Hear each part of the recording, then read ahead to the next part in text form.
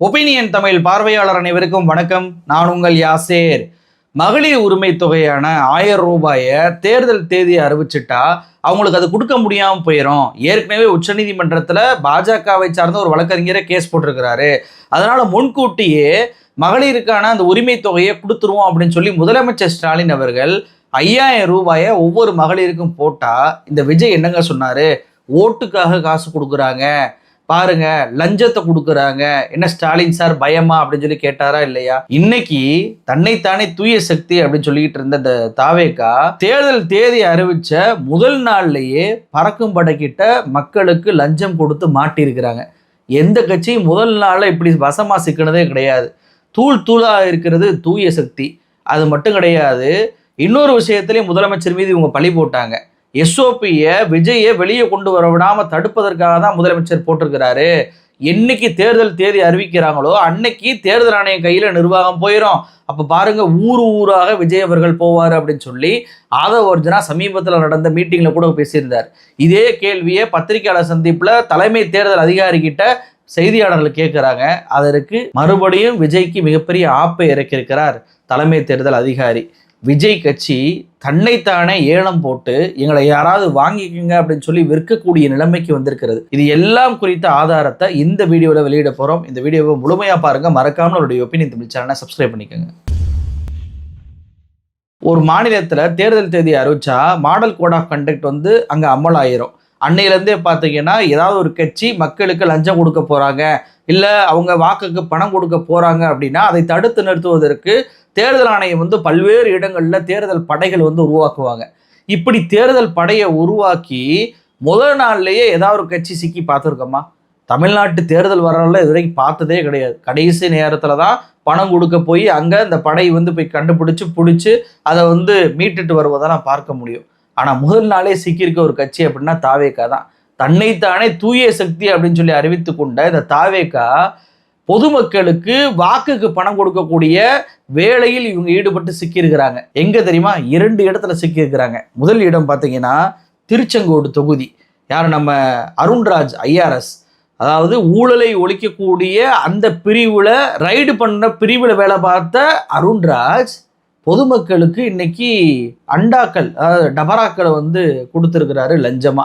இதை கையும் களவுமாக தேர்தல் ஆணையம் பிடிச்சிருக்கிறாங்க. திருச்செங்கோடு பகுதியில் மரக்கூராம்பட்டி அப்படின்ற ஏரியாவில் இருக்கக்கூடிய ஒரு அப்பார்ட்மெண்ட் வீடில் பார்த்தீங்கன்னா நிறைய டபராக்கள், கிட்டத்தட்ட 250க்கும் மேற்பட்ட டபராக்களை இந்த தேர்தல் ஆணையம் பறக்கும்படை பிடிச்சிருக்கிறாங்க. அதுவும் குடியிருப்பு பகுதியில் ஒரு வீட்டுக்குள்ளே இருக்குது அப்படின்னா இது போன்று எத்தனை வீடுகளில் இவங்க வச்சுருப்பாங்க அப்படின்னு சொல்லிட்டு நம்மளால் நினச்சே பார்க்க முடியல. அப்போது திருச்செங்கோடு பகுதியில் இருக்கக்கூடிய எல்லா வீட்டுக்குமே ரேஷன் கார்டுக்கு ஒரு டபராவை கொடுக்கணும் அப்படின்ற பிளானோட பல்வேறு இடங்களில் இவங்க விஜய் படத்தோட அந்த அருண்ராஜ் படத்தோட ஸ்டிக்கர் ஒட்டி இருக்கக்கூடிய வேலையில் ஈடுபட்டு இருக்கிறாங்கன்றது புரிஞ்சுக்கிற முடியுதா? இன்னைக்கு அந்த 250 டபராக்களையுமே அள்ளி கொண்டு போயிருக்கிறாங்க தேர்தல் ஆணைய படை. இது குறித்து அருண்ராஜ் ஏன் வாய் பேசவே இல்லை? அருண்ராஜ் இந்நேரம் எனக்கும் அதுக்கு சம்பந்தம் இல்லைங்க அப்படின்ற வார்த்தையாவது பயன்படுத்தி ஒரு அறிக்கையை வெளியிட்டிருக்கலாம்ல. கள்ள மௌனம் காக்குறாங்க. அப்ப அருண்ராஜை விட்டுருங்க. நாங்க தான் தூய சக்தி, அவங்க தீய சக்தி, நாங்கள்லாம் ஓட்டுக்கு பணம் கொடுக்க மாட்டோம், ஊழல் பண்ண வேண்டிய தேவை எங்களுக்கு கிடையாது, தூய சக்தி ஆட்சியை நான் கொடுப்போம் அப்படின்னு சொன்ன இந்த விஜய் ஏதாவது வாய் திறந்தாரா? அருண்ராஜ் IRS மீது நடவடிக்கை எடுப்பாரா? குறைஞ்சபட்சம் அவருக்கு தேர்தல் இனிமேல் சீட்டு கிடையாது, நீங்கள் கட்சி கொள்கையை மீறிட்டீங்க, தூய சக்தியா நீங்கள் இல்லை அப்படின்னு சொல்லி அருண்ராஜ் IRS போட்டியிடுவதற்கான வாய்ப்பையாவது பறிப்பாரா? சரி, போட்டியிடுவது நடவடிக்கை எடுப்பதை விட்டுருங்க. எங்கள் கட்சி இப்படி கொடுத்தது தப்பு, நாங்கள் இது போன்ற கொடுக்கக்கூடிய ஆட்கள் இல்லை, இதை நான் மறுக்கிறேன், நாங்கள் இனிமேல் எந்த வேட்பாளரும் இது போன்று கொடுக்கக்கூடாது, கொடுத்ததாக செய்தி அறிந்தால் நான் கடும் நடவடிக்கை எடுப்பேன் அப்படின்னு சொல்லிட்டு ஒரு அறிக்கையாவது விஜய் அவர் கொடுப்பாரா? கொடுக்கவே இல்லை. விஜயும் கள்ள மௌனம் காட்டுறாரு. இதுதான் தூய சக்தியோடைய லட்சணம். இங்கே மட்டும் இல்லைங்க, தூத்துக்குடியில் பார்த்தீங்கன்னா பிரையான் நகர் அந்த பகுதியில் பார்த்தீங்கன்னா மஞ்சள் பைகள் கட்டுக்கட்டாக எடுத்திருக்கிறாங்க. விஜயுடைய படம் போட்டு தமிழக வெற்றி கழகத்துக்கு ஓட்டு கேட்குற மாதிரி முருகன் என்பவர் பெயரில் கட்டப்பைகள் விநியோகம் பண்ணுவதற்காக ரெடியாக இருந்திருக்கு. கட்டப்பை மட்டுமல்ல, விசிலுமே பார்த்தீங்கன்னா அங்கே 1000 கணக்கில் பிடிச்சிருக்கிறாங்க தேர்தல் ஆணையம் பறக்கும்படை. விசில கூட விட்டுருங்களேன், ஏன்னா வந்து சின்னம் அதை கேட்டு அதை ஊதி காமிச்சு மக்கள் மன்றத்தில் போய் ஓட்டு கேட்பதற்கு பயன்படும் அப்படின்னு சொல்லி கூட அதை புறக்கணிச்சிடலாம். பை எதுக்கு? வெறும் பையை யாராவது கொடுப்பாங்களா? கட்டப்பையை? அப்போ உள்ள ஏதோ ஒரு பொருளை வச்சு தான் கொடுக்க போகிறாங்க. அந்த பொருள் எங்கே இருக்குது?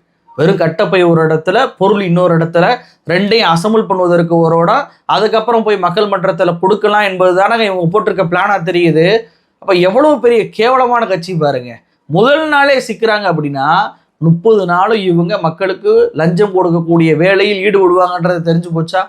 எந்த கட்சியுமே முதல் நாள் செய்யலை. நான் எந்த கட்சியுமே தூய்மையான கட்சி, ஓட்டுக்கு பணம் கொடுக்க மாட்டாங்க அப்படின்லாம் நான் சொல்ல வரலை. குறைஞ்சபட்சம் முதல் நாள்ல இருந்து யாருமே அதை பண்ண மாட்டாங்கல்ல. முதல் நாள்ல இருந்தே ஊழல் பண்ணக்கூடிய வேலையில் ஈடுபடக்கூடிய தாவேக்காவை தூய சக்தி, அவங்க தான் ஊழலை ஒழிக்க வந்த சக்தி அப்படின்னு சொல்லி பேசுவது கேவலமா இல்லையா? இது குறித்தாவது விஜய் அவர்கள் வாய் திறப்பாரா? அருண்ராஜை விட்டுருங்க. அருண்ராஜை வந்து மீறி விஜயால எது பேச முடியாது. ஏன்னா விஜய் வீட்டுக்கே ரைடு போனவர் தான் அந்த அருண்ராஜ். அப்ப குடும்பி அருண்ராஜ் கையில இருக்குன்னு வச்சுக்கிறோமே. ஜெயமுருகன் யாரு? அவர் மீது நடவடிக்கை எடுங்க. அவருக்கு நான் தேர்தலில் சீட்டு கொடுக்க மாட்டேன் அப்படின்ற ஒரு அறிவிப்பை விடுங்க. ஏன் வாயை திறக்க மாட்டீங்க விஜய்? அப்போ முதலமைச்சர் மகளிர் உரிமை தொகையை கொடுத்ததை கொச்சையாக பேசின நீங்க ஓட்டுக்கு பணம் கொடுத்து சிக்கியிருக்கிறீங்க.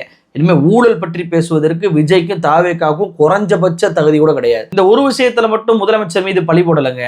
இவங்க என்ன சொன்னாங்க? எஸ்ஓபி போட்டு விஜயை மக்களை சந்திக்க விடாம ஆக்குறாங்க. எஸ்ஓபினால தான் நாங்கள் நிர்வாகிகள் சந்திப்பே நடத்துகிறோம். வீதி வீதியாக விஜய் போகாததற்கு காரணமே முதலமைச்சர் போட்ட அந்த எஸ்ஓபி தான். இனிமே இது போட முடியாது, ஏன்னா தேர்தல் தேதி அறிவிச்சாச்சு, தேர்தல் ஆணையம் கையில் போச்சு. இனிமே விஜய் வீதி வீதியாக கிராமம் கிராமமாக இறங்க போறாரு. எம்ஜிஆருக்கே வராத கூட்டம் வரப்போகுது அப்படின்னு சொல்லி இந்த ஆதவ ஒர்ஜனா பேசி 4 நாள் ஆச்சு. 4 நாள் ஆகியும் கூட இதுவரைக்கும் எந்த ஊருக்கும் விஜய் போகவே இல்லை. சிபிஐ ஆஜராகி 3 நாட்களுக்கு பிறகு ஏன் எந்த ஊருக்கும் போகலை? ஏன் இன்னும் பனையூருளே பதுங்கிக்கிட்டே இருக்கிறாரு? அப்போ முதலமைச்சர் மீது வீண் பலி போட்டிருக்கிறீங்கன்றது இந்த விஷயத்தில் அமலப்பட்டு போதா? இது மட்டும் கிடையாதுங்க. இந்த எஸ்ஓபி ஏதோ முதலமைச்சர் தான் கொண்டு வந்திருக்கிறாரு, தேர்தல் ஆணையம் வந்து அதை செயல்படுத்தாது அப்படின்னு சொல்லி பேசினாரு. அதுவுமே பொய். பத்திரிகையாளர் சந்திப்பு நடக்குது. தலைமை தேர்தல் அதிகாரி அர்ச்சனா அந்த பத்திரிகையாளர் சந்திப்புல அவங்க என்ன சொல்றாங்க தெரியுமா? ஒரு வீடியோ காட்டுறேன் பாருங்க.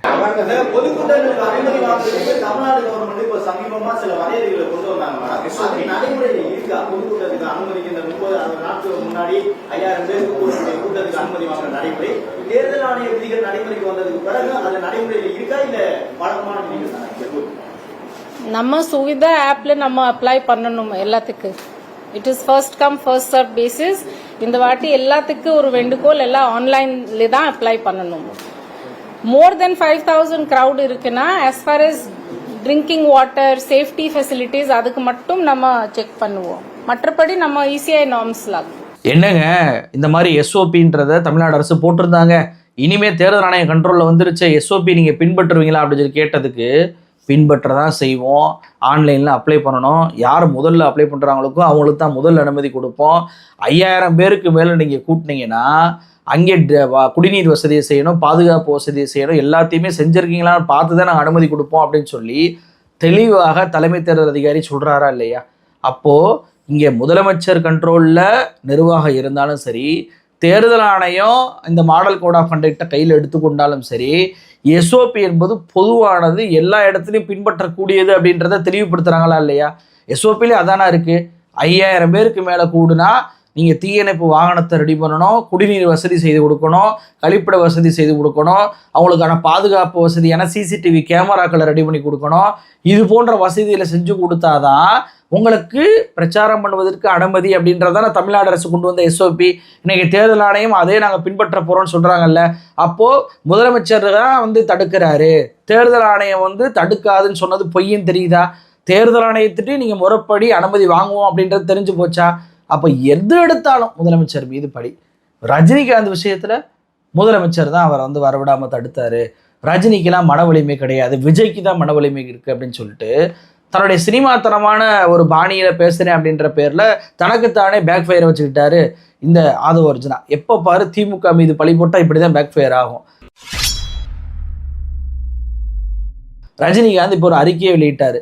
ஆதவ அர்ஜுனா பேரை சொல்லி அறிக்கை விட்டுருக்கிறாரு. என்னப்பா எங்க மேல இப்படி வீண் பலி குற்றச்சாட்டு பண்ற, காலம் வந்து பேசாது, ஆனால் காத்திருந்து பதில் சொல்லலாம் அப்படின்னு சொல்லி தாவேக்காரன் ஒருத்தனுக்கு கூட ஓட்டு போட கிடையாது. 2026 தேர்தல் காலம் வந்து வரட்டும், காத்திருந்து உங்களுக்கு பதில் கொடுக்குறோம், ஒவ்வொரு வாக்குச்சாவடிக்கும் போய் தாவேக்காவுக்கு எதிரான ஓட்டை நாங்கள் பதிவு பண்ணுவோம் அப்படின்றது தான் ரஜினி அவர்கள் மறைமுகமாக சொல்லக்கூடிய விஷயம். வெறுமன ரஜினி ரசிகர்களும் சரி, அதே போல் ரஜினியும் சரி மட்டும் இந்த விஷயத்தில் சொல்லலைங்க. சமீபத்தில் ரஜினி ரசிகர்களுடைய மாவட்ட செயலராக இருந்தவர் அவர் தாவேக்கால போய் சேர்ந்துட்டார். இவர் தாவேக்கால சேர்ந்த பிறகும் கூட பார்த்தீங்கன்னா மேடையில் ஆதரவு வச்சுக்கிட்டே கிளிக்கிறாப்புல. என்னங்க ரஜினியை பற்றிலாம் அப்படி குறை சொல்லாதீங்க, வீண் பலி போடாதீங்க, கொரோனானால வந்தனாலையும் மக்களுக்கு பிரச்சனைகள் வந்து விடக்கூடாது என்பதற்காக தான் உடல்நலத்தை காரணம் காட்டி அவர் வந்து விலகினாரே தவிர திமுகலாம் மிரட்டலைங்க அப்படின்னு சொல்லி ஆதவ ஒரிஜினாவை மேடையை வச்சே கிழிச்சிட்டாப்புல முன்னாள் ரஜினி ரசிகர். அப்போ எதற்கெடுத்தாலும் திமுக, விஜய்க்கு வந்து ஏதாவது வீட்டில் பிரச்சனையா திமுக, சங்கீதா வந்து விவகாரத்துக்கு கேட்குறாங்களா திமுக, திரிஷாவோட அவர் வெளியே போயிட்டாரா திமுக, மீடியாவில் அவரை வந்து பத்திரிகை செய்தி கொடுக்க மாட்டாரா திமுக, மீடியாவில் ஏதாவது கேள்வி கேட்குறாங்களா திமுக, உட்கட்சி பிரச்சனை ஏதாவது வருதா திமுக, எதை எடுத்தாலும் திமுக. இந்த கட்சியில் எது நடந்தாலும் அதற்கு திமுக தான் காரணம் அப்படின்றது இவர்கள் விஜயுடைய அந்த வீக்னஸ் பாயிண்ட்டை மறைப்பதற்கு பயன்படுத்தக்கூடிய செய்தின்னு புரியுதா? எஸ்ஓபி எடுத்துக்கோங்க, முதலமைச்சர் மீது பழி போட்டு இன்னைக்கு இல்லாமல் போயிடுச்சு. ஏன்? விஜய் இயற்கையாகவே வெளியே வர மாட்டார், மக்கள் மன்றத்தை போய் சந்திக்க மாட்டார், அந்த வீக்னஸை மறைக்கணும். கூட்டணி விவகாரத்தை எடுத்துக்கோங்க, யாருமே விஜய்கிட்ட வரவே இல்லை, யாருமே வராததை எப்படி மறைக்கிறது? விஜயோட வீக்னஸை உடனே வந்து எங்களை அவங்க கூப்பிட்டாங்க, எங்களை அவங்க கூப்பிட்டாங்க, இவங்க கூப்பிட்டாங்கன்னு இவங்களே பரப்புகிறாங்க. சரியாக கவனிச்சு பார்த்தீங்கன்னா தெரியும், சிபிஐ விசாரணைக்கு முன்பு தான் திடீரென புஷி ஆனந்த் வந்து ஒரு ஆன்லைன் கூட்டத்தை கூட்டுறாரு. வேட்பாளர் நேர்காணல்லாம் நடத்தின பின்பு யாராவது கூட்டணி வைப்போமா வேணாமான்னு கேட்பாங்களா? இவங்க கேட்டாங்க. ஏன் கேட்டாங்கன்னா பாஜகவுக்கு ஒரு சமிகையை கொடுக்கறது, நாங்கள் இன்னும் உங்களை விட்டு போகலை, உங்கள் கூட தான் இருக்கோம், எங்கள் தலைவர் வர்றாரு, சிபிஐ விசாரணைக்க பார்த்து வந்து பரிசீலனை பண்ணுங்க அப்படின்னு சொல்லி ஒரு விஷயத்தை உருவாக்க வேண்டும் என்று தான் திட்டமிட்டு இது போன்ற ஒரு கூட்டணி பேச்சுவார்த்தைக்கு ஒரு மீட்டிங்கை மாதிரி நடத்துகிறாங்க. பாஜகவும் இதை நம்பி சிபிஐயில் விஜயை பிழிஞ்சு எடுக்காமல் விட்டதுனால வெளியே வந்துட்டு மறுபடியும் இன்னைக்கு புத்திய கட்டியிருக்கு இந்த தாவேக்கா. எவ்வளோ கேடுகட்ட கட்சி பாருங்க. ஆரம்பத்தில் என்ன சொன்னாங்க? கூட்டணி கூப்பிடுறாங்க அப்படின்றாங்க, அப்புறம் கூட்டணி 60 சீட்டுன்றாங்க, அப்புறம் வந்து கூட்டணி 80 சீட்டு அப்படின்னாங்க, அதன் பின்பு 80 சீட்டு எதிர்கட்சி தலைவர் அப்படின்னாங்க, அதுக்கப்புறம் 80 சீட்டு துணை முதல்வர் அப்படின்னாங்க. அப்புறம் இப்போ என்ன ஆயிடுச்சு? ஆதவ ஒரிஜினா நேற்று மீட்டிங்ல என்ன சொல்லிட்டாரு? 90 சீட்டு 2.5 வருஷம் முதலமைச்சர் பதவி கொடுக்கறதாக எங்களுக்கு பேரம் பேசுனாங்கன்றாங்க. யாரும் பேரம் பேசுனா? அதை ஏன் சொல்ல மாட்டீங்க? சொல்ல மாட்டாங்கன்னா யாருமே பேரம் பேசலை, அதிமுகவும் பேசலை, பாஜகவும் பேசலை. எந்த கட்சியும் தனக்கு கூட்டணிக்கு வரல அப்படின்னோடனே தன்னுடைய வீக்னஸ் தெரிந்து விடக்கூடாது என்பதற்காக, தனக்கு மவுசு இருக்கணும் என்பதற்காக மாறி மாறி தன்னுடைய கட்சியே கேவலமாக ஏலம் போடுறாரு இந்த ஆதவ ஒரிஜினா. எவ்வளவு பெரிய கேவலம் பாருங்க, விஜயுடைய அனுமதியோடு நடக்குது. என்ன கேட்குறேன், இப்போ தேமுதிக இந்த கட்சியை பொறுத்த வரைக்கும் எல்லா கட்சிகிட்டையும் கூட்டணி பேசுவாங்க அப்படின்ற குற்றச்சாட்டை வைப்பாங்க. ராமதாஸ் பாமக எல்லா கட்சியோடையும் மாறி மாறி கூட்டணி வைக்கிறாரு, பேரம் பேசுறாருன்ற குற்றச்சாட்டு வைப்பாங்க. அவங்க ஆட்சிக்கு வர முடியாது, தனக்கு எந்த கட்சி அதிகமான சீட்டு கொடுக்குறாங்களோ பேரம் பேசி போகுது என்பது தேர்தல் நேரத்தில் இயல்பு தான், அதை நம்ம குறை சொல்ல முடியாது. ஆனால் ஆளுங்கட்சியாக நாங்கள் தான் வருவோம், அடுத்த முதலமைச்சர் நாங்கள் தான் வருவோம்னு சொன்ன எந்த கட்சியாவது எங்களை அவங்க கூட்டணி கூப்பிட்டாங்க, எங்களை இவங்க கூட்டணி கூப்பிட்டாங்கன்னு சொல்லி பேசி பார்த்துருக்கோமா? அதாவது இன்னொரு கூட்டணிக்கு கீழே போய் இணையிறத சொல்கிறேன். இப்போ திமுக இருக்குது, நாங்கள் எங்களை அவங்க கூட்டணி கூப்பிட்டாங்க, நாங்கள் அவங்களுக்கு கீழே போய் இணைய போகிறோம் அப்படின்னு சொல்லி என்னைக்காவது பேசி பார்த்துருக்கீங்களா? அதிமுக எங்களை கூட்டணி கூப்பிட்டாங்க, நாங்கள் அவங்களுக்கு கீழே போய் இணைய போகிறோம், எடப்பாடிக்கு 2.5 வருஷம் முதலமைச்சர் பதவி கொடுக்குறாங்கன்னு சொல்லி பார்த்துருக்கீங்களா? வெற்றியோ தோல்வியோ எங்கள் தலைமையில தான் கூட்டணி, நாங்கள் தேர்தலில் சந்திப்போம், ஜெயிச்சா முதலமைச்சர், தோத்தா எதிர்கட்சி, இப்படி தான் நாங்கள் காலங்காலமாக நடந்திருக்கு. ஆளுங்கட்சியாக வரப்போகிறோம்னு சொல்லக்கூடிய இந்த கட்சியை பாருங்க, எங்களை அவங்க கூப்பிட்டாங்க, இவங்க கூப்பிட்டாங்க, எங்களுக்கு எந்த பேரம் பேசுகிறாங்கன்றாங்க. எவ்வளோ பெரிய கேவலம். அதை அழகா நிர்மல்குமார், சிடிஆர் நிர்மல்குமார் அம்பலப்படுத்தி விட்டார். ஏங்க அதெல்லாம் வதந்தி அப்படின்னு சொல்லி ஒரு பக்கம் நிர்மல்குமார், இன்னொரு பக்கம் பேரம் பேசுகிறாங்கன்னு ஆதவ ஒரிஜினா, இதை மேலேருந்து பனையூரில் பதுங்கிக்கிட்டே பார்த்துக்கிட்டு இருக்கிறாரு இந்த விஜய். இப்படிப்பட்ட ஒரு கேவலமான கட்சியை உலகத்திலேயே பார்க்க முடியாது, தமிழ்நாட்டில் மட்டும் இல்லை உலகத்திலே பார்க்க முடியாது, சொல்ல முடியாதுங்க. இதுக்கும் கூட முதலமைச்சர் ஸ்டாலின் தான் காரணம், திமுக தான் காரணம்னு சொல்லி பழி போட்டாலும் போடுவாங்க. நாங்கள் தான் தூய்மையானவங்க, நாங்கள் வந்து ஊழலை ஒழிக்க வந்தவங்க அப்படின்னு சொல்ல பித்தலாட்டம் இன்னைக்கு திருச்செங்கோடில் டபராலேயே ரீல் அந்து போச்சா? அதுக்கு அடுத்து தூத்துக்குடியில் பிரேம் நகரில் மஞ்சப்பை கொடுத்து விசில் கொடுத்து அதுவும் அம்பலப்பட்டு போச்சா? எஸ்ஓபி விவகாரத்தில் இல்லைன்னா நாங்கள் விஜய் வந்துருவாருன்னு சொன்னதும் அம்பலப்பட்டு போச்சா? அந்த தலைமை தேர்தல் அதிகாரி அர்ச்சனா அவர்கள் மிக தெளிவாக இவங்களுடைய பொய்யை உடச்சி விட்டாங்களா? ரஜினிக்கும் காரணம் திமுகன்னு சொன்னதையே இன்னைக்கு ரஜினியும் மறுத்துட்டாரு, அதிமுகவும் சேர்ந்து திமுக மிரட்டலைங்க, ரஜினி யாரும் மிரட்ட முடியாதுன்னு சொல்லி அந்த பொய்யும் அம்பலப்படுத்தி விட்டாங்களா? பொய் மேல் பொய்யை பேசிக்கொண்டு தமிழ்நாட்டு மக்களை ஒருபோதும் உங்களால் ஏமாற்ற முடியாது. உங்களுடைய பொய்யும் உங்களுடைய புரட்டுகளும் கண்டிப்பாக தமிழ்நாட்டு மக்களிடையே ஒரு நாள் தாங்காது என்பதற்கு இதெல்லாம் சாட்சி.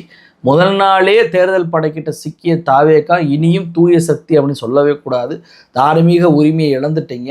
நீங்கள் எவ்வளவு பெரிய கேவலமான கட்சி என்பதை தமிழ்நாட்டு மக்களுக்கு உணர்த்திட்டீங்க. உங்களை நீங்களே அம்பலப்படுத்திக்கிறீங்க. ஆதவர்ஜுனாவை சிடிஆர் நிர்மல்குமார் அம்பலப்படுத்துகிற மாதிரி தன்னைத்தானே ஏலம் விட்டு கொள்ளக்கூடிய ஒரு கட்சியாக தாவேகா மாறி இருக்கிறது. ஏலம்னா அடுத்தவன் தான் ஏலத்தில் எடுப்பான். ஆனால் இவங்களே ஏலம் விட்டக்கூடிய நிலைமைக்கு இந்த தாவேகா தள்ளப்பட்டிருக்கிற காரணம் இவங்களுடைய பொய்களும் புரட்டுகளும் தான். விஜய் கட்சியை பொறுத்த வரைக்கும் தமிழ்நாட்டு மக்கள் உங்களை டெபாசிட் இழக்க செய்வார்கள். அதற்கு வரக்கூடிய 2026 சட்டமன்ற தேர்தலில் சாட்சியாக அமைய போகுது அப்படின்றதான் என்னுடைய எல்லோருடைய பார்வை. நன்றி.